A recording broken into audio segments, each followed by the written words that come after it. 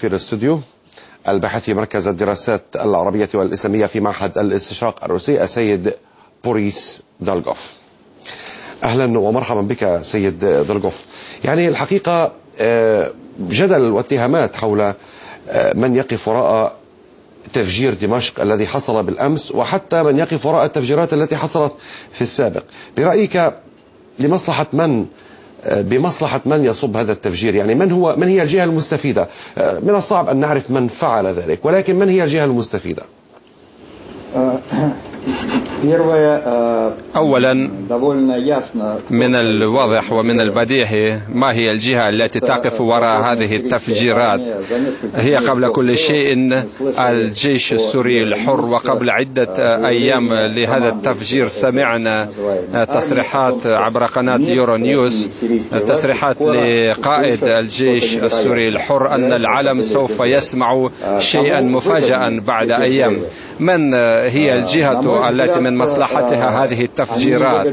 في رأيي أنه ليست هناك أي جهة ستستفيد منها، غير أن هذه التفجيرات تزعزع الأوضاع في سوريا، ومن هذا عدم الاستقرار سوف تستفيد المعارضة السورية المسلحة.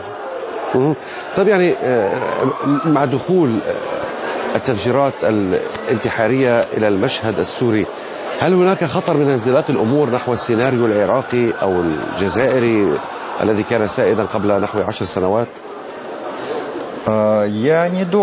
لا أعتقد أن سوريا تقف أمام السيناريو العراقي أم السيناريو الجزائري، بل إذا تذكرنا السيناريو الجزائري أي التفجيرات وعمليات إرهابية من قبل الجبهة الإسلامية للتحرير في التسعينيات، فكان آنذاك كان الجميع في الجزائر يشهد حركات ونشاط إسلامي واسع من قبل الجبهة الإسلامية للتحرر، وكان يدعمها عدد كبير من المواطنين الجزائريين، وكان الجيش قد عبر عرقلة الانتخابات قد أسفر عن المزيد من التمرد والتطرف، وبدأت آنذاك عمليات إرهابية وتحولت إلى مواجهة أهلية ودامت خلال 7 سنوات.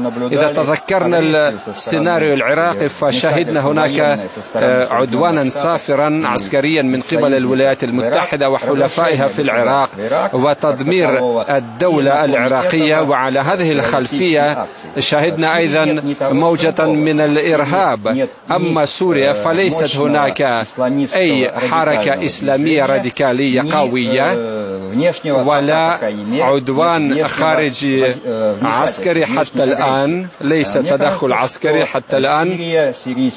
وأعتقد أن سوريا والنظام السوري سوف يستطيع ويتمكن من احتواء نشاط هذه الأزمات، هذه العمليات وهذه المجموعات الإرهابية، وسوف يبدأ في الحوار مع المعارضة البناءة للخروج من الأزمة. إذن هناك نموذج خاص هو النموذج السوري المختلف عن النموذج الليبي والعراقي والجزائر وما إلى هناك. ما هي أبرز ملامح هذا النموذج السوري وإلى أين تسير الأمور حسب ما تتوقع؟ تجدر الإشارة هنا إلى أن النموذج السوري يشبه بعض الشيء النموذج الليبي، ولكن حتى الآن لم تأتي الأمور إلى السيناريو الليبي، أي ليست هناك تدخلات عسكرية من قبل الدول الأجنبية، على الرغم من محاولات تدويل الملف السوري في مجلس الأمن، وذلك بسبب الموقفين الروسي والصيني. نعم، يوجد في سوريا وضع متميز، وأعتقد أن سوريا حاليا تحتوي على مقومات للسيناريوهات المصرية والتونسية واليمنية، أي بعض المقومات الداخلية موجودة.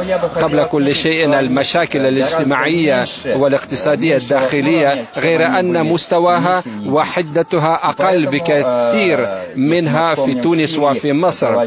ومثلا نتذكر أن في سوريا قد بدأت إصلاحات في الأسابيع والأشهر الأخيرة، وقد زرت سوريا في أغسطس للعام الماضي وشاهدت ذلك.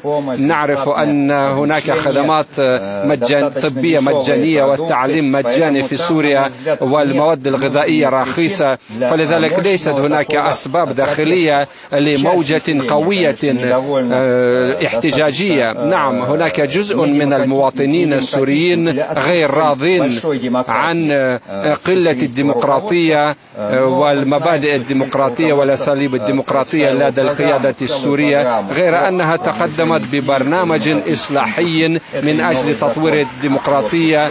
وقبل كل شيء أقصد القانون الجديد للانتخابات والإعلام والانتخابات المحلية، والقانون الخاص بالحوار حول التعديلات الدستورية. قبل كل شيء الدستور، المادة 8 للدستور السوري.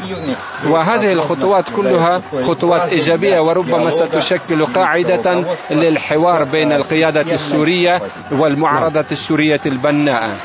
يعني الحقيقة رغم كل الكلام الدولي على الموضوع السوري، إلا أنه لم يبدي أحد حتى الآن استعداده للتدخل العسكري، لكن هناك مطالبات من المعارضة رغم ذلك بالتدخل الأجنبي العسكري. إلى أي مدى نستطيع أن نقول بأن الفيتو الصيني الروسي هو مانع لهذا التدخل، وفي المقابل هذا الفيتو إلى أي مدى سيساهم في حل المشكلة في سوريا؟ أعتقد أن الفيتو الروسي الصيني قد أنقذ سوريا من التدخل العسكري الخارجي، وبودي أن أقول أنها قد أنقذ سوريا من القصف الجوي ما شاهدناه في ليبيا. وأعتقد أن التصريحات للمندوب الروسي حول أن التدخل الخارجي هو من أسوأ السيناريوهات لسوريا، بل على الشعب السوري أن يقر مصيره بنفسه.